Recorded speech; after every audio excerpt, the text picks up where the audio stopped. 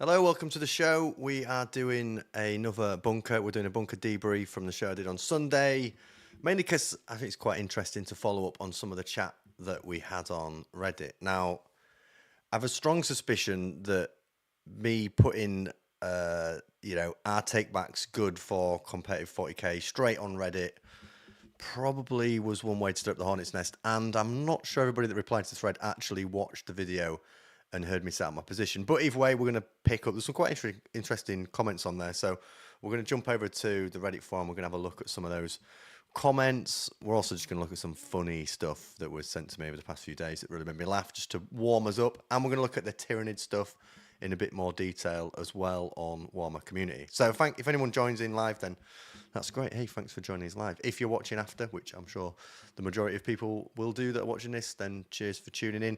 And let us know what you think in the comments below. I'm purposely picking a subject and an area which is controversial. I know that takebacks are an area of controversy in 40k, and hopefully us talking about it will maybe bring it to more people's attention and stir up a bit of a debate. So if you don't know what we're talking about, go back and watch the last bunker, the bunker that I did on Monday, where I kind of presented this case in the show that, on the whole, takebacks in competitive Warhammer 40,000 are probably more detrimental to the game than they are helpful. And in casual play, like, just do whatever, completely different. I was specifically talking about tournaments. So if you're thinking, what on earth is all this takeback stuff, go back and watch it. It's only like 20 minutes, or watch like the first 15 minutes to get you up to date. Go back and watch that, and then come back and share this, see what you think. But before we do that, let's just see some random stuff on Reddit, which really cracked me up.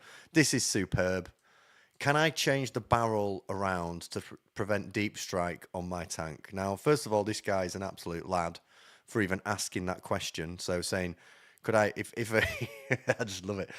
If my opponent wanted to like deep strike here, well, I'll just swivel my barrel round so it's within 9 inches so he can't go. Then if he's like, well, I'll deep strike over here, I'll swivel it around that way and put it there. Now, this guy he got more stick than I did. To be fair, like, he got more stick than I did for saying takebacks are bad for. I think my post I said takebacks are bad in competitive 40k, yes or yes, which I think on reflection maybe wasn't the best way to present it. I did post the video, but this guy's an absolute lad for suggesting that maybe he could just move his turret around. A lot of people, interestingly, in the thread were like, oh no, you measure from the hull of the model. I'm not sure that's true. When I was looking, it seemed to suggest you measure from the base, and if there isn't a base, you measure from the nearest part of the model. So, I mean, technically, maybe you could just swivel it. I mean, you'd have to be an absolute crank to suggest this, but you could just move the turret around. But it does, I mean, this guy's obviously, he did get a lot of stick, but it does go to show that, like, maybe there are some holes in the rule set when people can even ask this question. Like, if this is a legit question someone can ask because it's not very clear in the rules, maybe the rules need to be a bit clearer. And if you're talking about, just measure from the base of a model, well, it ain't got a base. So maybe Games Workshop should put big models like this on bases, and it would make things a lot clearer. This is also a bit of fun as well. Look, friend keeping his army in cover. Now, I love this. That's very inspirational. I'll just stack them on top of each other. I mean, obviously, this is completely ridiculous and he can't do it, but what a lad for even positioning his tanks like that. And I'm not sure what rule set that would ever work in, but I'm pretty sure that's not okay in 10th. But anyway, you got to appreciate these people trying. It's all fun and games. So let's talk about the take-back situation then. So I put this up on Reddit, and there were some interesting responses. So my position, as I said before, was take-backs are bad. And I'm purposely being inflammatory to get the debate going there with it. But on the whole, take-backs are bad for competitive 40k, and there should be some way of defining what a take-back is and how you deal with it at the table, whether that's through the tournament organisers in a pack, or whether that's through Games Workshop themselves in a rule set, in a tournament rule set. Casual, absolutely different, and you can do whatever you want. And if you're just playing like a tournament level game but with a friend, and you've got, you do whatever you want. I'm talking about tournament events. So I put this on Reddit. Let's look at the top comments. So the Art of War guy, Siegler, like, obviously everybody knows this guy's like a 140,000 celebrity, big name, incredible player, won I think more events than anybody else, and I'm sure he's a wonderfully nice, kind, positive guy. But I found his post, which was these two were the top ranked posts. I found these really really interesting, and just want to like break down some of their comments. So the first one, Glarg. Take backs are essentially in trying to play the best game you can with an opponent. We could all go back to the LVO 2018 and try to disallow our opponent from doing their movement phase because they started placing deep strikes. Or we could be human beings and let small mistakes slip. There's someone very kind, I think it was Guy, pointed out to me that there was this incident at LVO 2018 where like top table and someone moved to like deep strike and bring down a unit before finishing the movement phase. And that ultimately lost the game because the opponent was like, well, you've gone straight to your deep strike phase and you've not moved anything. That obviously is the most extreme example of something like that. And that's not really what I was talking about in the video. I mean, it is technically would be an example of a take back, but it wasn't really where I was putting my line of debate of inquiry. It's obviously probably the strongest example. And I think that guy lost the game because his opponent was like, oh, yeah, unlucky, mate. It looks like you've missed your movement phase. And he was like, okay, and just carried on played the game and then subsequently lost. I mean, it's obviously not a way anyone wants to play the game. I'm not sure. It takes a particular type of person as well to not be like, oh, just listen, mate, don't worry. But I bet they won't do it again. I bet that's definitely not something they do again. And I also bet that's not something that a lot of top players ever do again because of that. So you could argue that that's one of those things that just happens and then no one ever does it again. And yeah, it's not ideal. Like, who wants to watch the final of a game done by someone who like, oh, forgets to deep? Like, no one's saying that's an excellent example of the game, but they won't do it again. And I bet few people do that again now because it's like ingrained in the head. So maybe almost to quote the Tao, to be a bit Tao on this, for the greater good. Maybe for the greater good with that one. So here we go. Out of War, Siegler. This is what he says. Very interesting. He says, I couldn't agree more with this sentiment, even in what would seem like high pressure situations. Finals of giant super majors, tabletop games are some of the most chill, pleasant games I've ever played, where both players want the winner to win based on their decision making, rather than some mechanical technicality, like forgetting a unit in reserve when started shooting already, or a niche sequencing error, especially in ninth, where the timing of different things was all over the place. Being a gracious opponent and making the game fun, even at the top tables, is very important to me and lots of other competitive players, which is great to see. I mean, there's not a great deal to disagree with there, is there? Because he's basically saying it's way better to win the game based on decision making than an opponent forgetting something, which you would have to be a bit of an idiot to disagree with that. And then his second thing is, being a gracious opponent and making the game fun is really important, whether you're playing competitively or not. And again, you would have to be an idiot to disagree, of course, yeah, 100%. Like, why would you not want to be gracious in a game and make it enjoyable? You want to make it as fun as possible. But the kind of like, I guess what this isn't addressing for me, it's almost like a little bit of a straw man position and comment, because I'm not sure a mechanical technicality is what we're talking about in the majority of cases where there's a take back. In the deep strike thing, where someone's deep striked a unit and then forgot to move the other stuff, maybe that's a mechanical technicality where it's like, well, technically you've brought the unit down, so you can't carry on. And that would be an example of a take back. But I can't help but think that that is a minority of take back incidents and issues that are occurring. I'll give you an example of one that I thought of yesterday when I was playing a game. So my opponent had two models that could have a really good Overwatch ability on the table. They had really good guns, and I was really worried about Overwatch. So on my end, I was moving the models to try and get him to trigger an Overwatch on a model that would be favourable to me. Because obviously, as the Overwatch rule is in place, you move a unit, and your opponent, upon the start or end of that movement, can trigger Overwatch if you move within 24 inches of it and it's in line of sight. So I was moving units. Oh, cool. Okay, you're not shooting that one. Great. Okay, now I'll move this. Okay, great. Yeah, you didn't shoot that. I'll move this. Shoot. Now, an example of a take back there, and one that I imagine is fairly common in this current rule set, is someone going, oh, I'll Overwatch on that one. I'm going to Overwatch on that one. One that you've already moved, and your movement of that was probably reliant on the fact that they might not have Overwatched on something else. You're basically unfolding your turn, waiting for your opponent to say they're going to Overwatch, and then you do things based around it. At that point, does the opponent go, oh no, hang on, actually, well, if you're going to Overwatch on that one, well, actually, I'll move it there? or this guy will actually be somewhere else now because you're going to because now he's overwatched on him. This model that was going to move would actually be over here. Do you go all the way back to the model that they've overwatched on, or do you say, "Oh no, sorry, mate, you've missed your chance to overwatch"? Because that's kind of the challenge I see with the take back argument of this, and this kind of vibe continues to the thread. It's people being like, you want to win because you made good decisions rather than your opponent forgot something. But I think this is a strawman argument. That's not that's not the issue with take backs.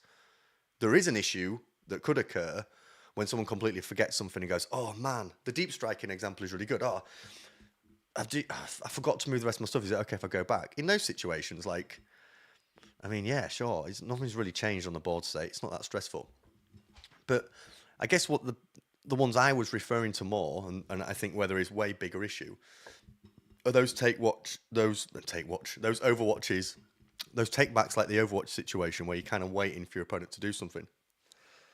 And I think the other thing that's worth pointing out here so this guy obviously is a huge, amazing player. I'm sure he's a wonderful guy, but he's also like professional player. It sounds weird saying it, but like there's obviously like a monetized element of Art of War, and it's kind of like a pay and you be coached and stuff and get all these insights, which, if people want to do that, that's great. I'm not going to make any comment on that whatsoever other than the fact that it exists and people do it. But I think those players that get to that amazing level that are really, really good at the game, and I know this from playing War Machine, is you get to a certain level where like both people know the rules so well, you're playing at a level by which take-backs become less of a thing because you do want to win because you're better than your opponent. And it normally ends up being like two lists that are really good players, and they're into it. And also when you get to that level, people make sure they play really tight against you as well because, he's got podcasts and all this stuff. So people are like, "Oh, I don't want to make a mistake against you." So I think top players are in a little bit of a privileged position through their influence and through the level that they're playing at. And where the mess of takebacks really occurs is underneath that in those middle and lower tables. So I think there's kind of like not an ignorance there, and this isn't really a criticism. This is just an observation that at that level you get less of there are less takebacks, there are less of those sort of conversations and tensions taking place. So I would take that perspective with a little bit of salt. And what was really interesting, I mean, there's tons of comments on there. Obviously, it triggered all sorts of characters. But what was really interesting is literally within an hour of me posting this, there was another guy came on, and he weirdly he ended up watching the video like randomly. So this guy comes in and he says, "Game-winning stratagem tactic, but I had to give opponent chance." So what they've said to my response, what Siegler's saying here is, you don't want to win by a mechanical technicality, and you want to be gracious and making the game fun. So that's his kind of point. Make it fun and be gracious, and don't win by mechanical technicality. So let's look at this example. I recently played a 2,000 point game of Space Marines, which was part of a campaign.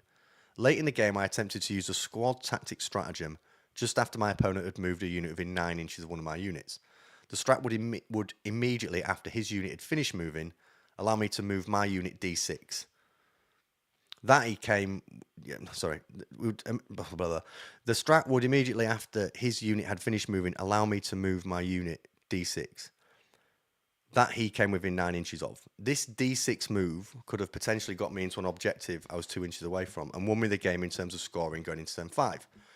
When I declared that strat, my opponent complained they didn't know they could do that, otherwise they would not have moved their unit. So I'm not very good at reading, am I? Which is what happens when you have a brain like mine, but we'll get through it together. He then rightly pointed out that earlier in the game, he warned me about wasting a CP on a strat as his unit had invulnerable saves, so the strat would not have any effect in terms of improving my AP. We've both done this on more than one occasion in previous games versus each other. I was reluctant in this instance to let him make the move, as the difference being that this game winning tactic, but in the end I allowed him to do so. I ended up losing the game as a result on points. Did I make the right decision in the name of fairness and sportsmanship? How far do we allow instances like this, as in some ways it defeats the purpose of having strats and abilities if we have to warn a player every time you could do something that could be game changing? We'll be interested to know what others do in this situation. And then he was like, "Oh, watch the video." So this, I mean, is that a mechanical technicality, like forgetting a unit in a reserve? It's definitely someone not knowing something or forgetting something. So that's an interesting question, isn't it? And there was another example further down of someone saying this was basically his opponent didn't deploy very well. He kind of reminded him of like an issue with his deployment and he forgot. So, should he have reminded him again and not, basically helped his opponent out? I think this is more where the issue of take-backs lies, not in the like, oh, I forgot to deep strike, is it all right if I still move? The issue lies in this sort of contract that forms between the two players where in the game your opponent might be like, oh, mate, no, don't do that. You're just wasting your CP. Like, don't waste your CP because I've got this other ability that I could do. Because once you start doing that, then you have to kind of like start. Do you then rank the takebacks based upon how relevant they are? Or do you kind of actively help your opponent avoid making mistakes? If I've got a unit that could overwatch, do I say to my opponent, or just to let you know, mate, my preferable target is that one. So I wouldn't move that within 24. Do you actively help your opponent avoid situations and abilities that you have? And if you do end up doing something or playing for a particular thing, let's say you have a stratagem in mind and you think this guy's thinking, right, if I position that unit there and he moves it in, that's my key way to get on that objective. But do you just verbalize that that's your strategy so that your opponent is aware and avoids that? In a casual game, sure, yeah, fine. But I'm talking about tournaments where you want in the best player to win. And again, I still come back to this point I made last time I talked about takebacks, that it seems strange because one thing that people started kicking off at me about was, oh, have you never done a 2-day event where you're tired on the second day? And I'm like, yeah, Christ, many. Like, yeah, and it's brutal. Like playing 9 games of anything, by the time you're at the 9th game, your brain is melted, or 7th, even 5th, 5, 6 games, your brain gets melted on the second day.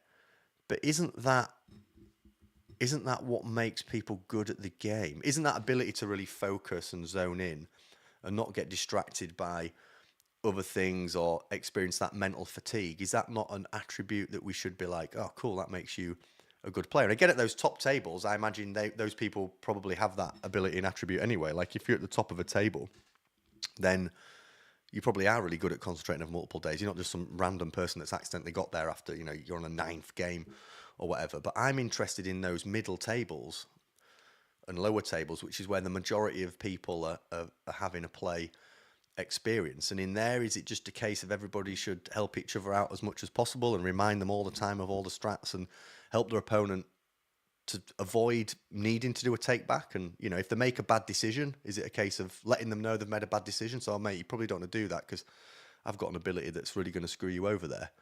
Like, it seems strange. It still seems an unusual argument to say that take backs are an important and crucial part of Warhammer 40,000 when you could probably fix it with some quite clear and simple rules around board state or rolling of dice.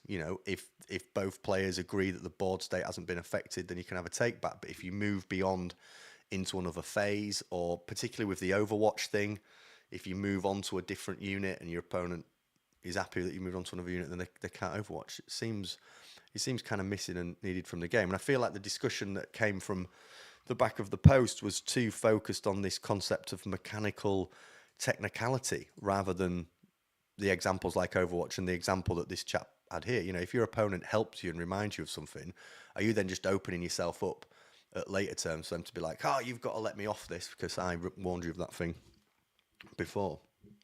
So that's kind of my reflections on the take-back situation. I think it's something we'll keep talking about. And just, again, I guess, like, for the record, I'm not saying that,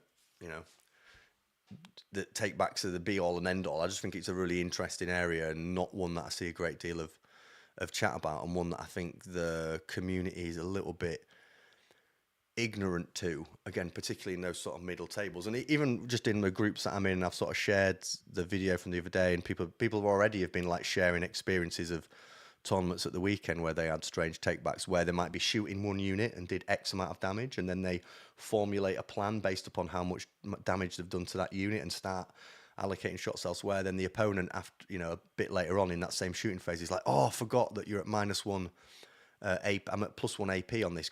At -1 AP, can we go back and redo that roll? Because this model probably have more wounds. So you end up going back and redoing that roll even though you've done multiple sets of shots, and that changes the whole plan of your turn and everything you've been thinking about. It can be quite jarring if you're like, okay, cool, so I've done 10 damage to that, so this model's going to do that, and you really apply yourself and work out your plan, and then after doing that for 5 minutes, your opponent's like, oh, sorry, I forgot something over here, can we go back and redo that? And then you're like, oh, hang on, yeah, I guess so.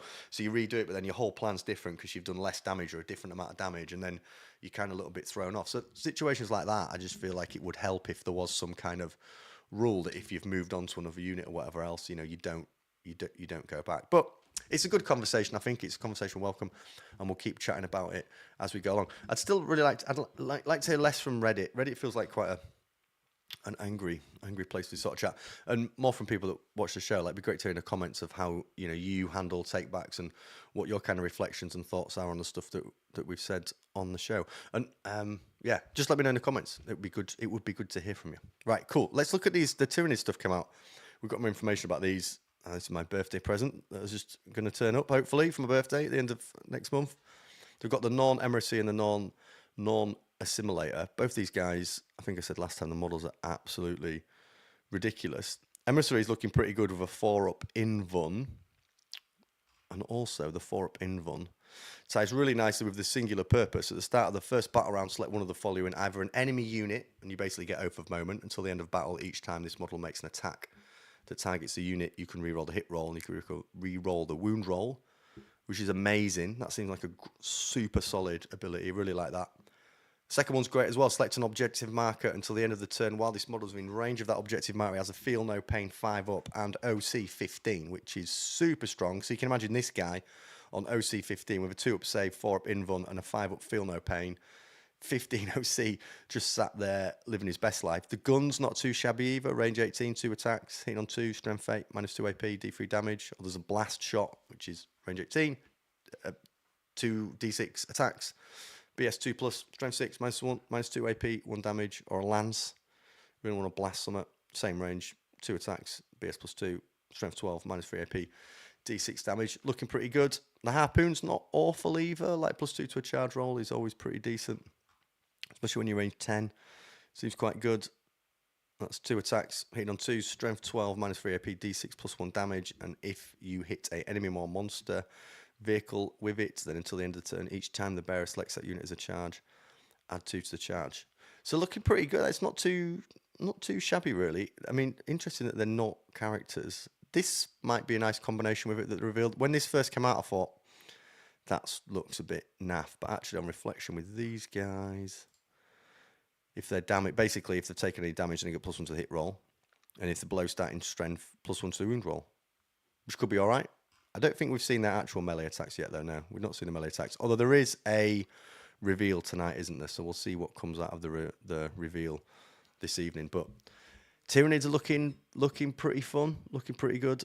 I played Tyranids actually last night at the club and was surprised at how good they were. I kind of thought that they'd be very mediocre, but some of the stuff that they're doing seemed exceptionally good and strong. So I'm actually painting a bunch of Tyranids up and hoping that'll be my first proper army outside of Knights. Because Knights are good, but I mean, the Knights, and they're also quite skewy, aren't they? So jumping in and just playing casual games, sometimes people are like, oh, you've brought Knights, okay.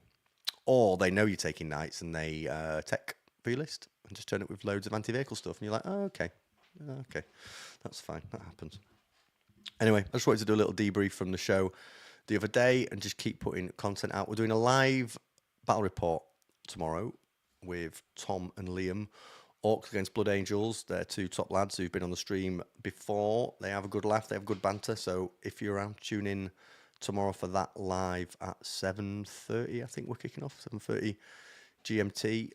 If you can't make it, then just watch it after, because we put it up and whack it on the YouTube. We'll have a better setup tomorrow as well. We should have another better camera setup, and the lighting should be better. So we keep getting better every week. So do tune in and watch the show if you're around. All right, that's me for my continued Take Back ramblings. I'm sure it will be unpopular with lots of people. Hopefully for some, though, it stimulates a bit of debate and discussion as to whether takebacks are useful in the game of 40k.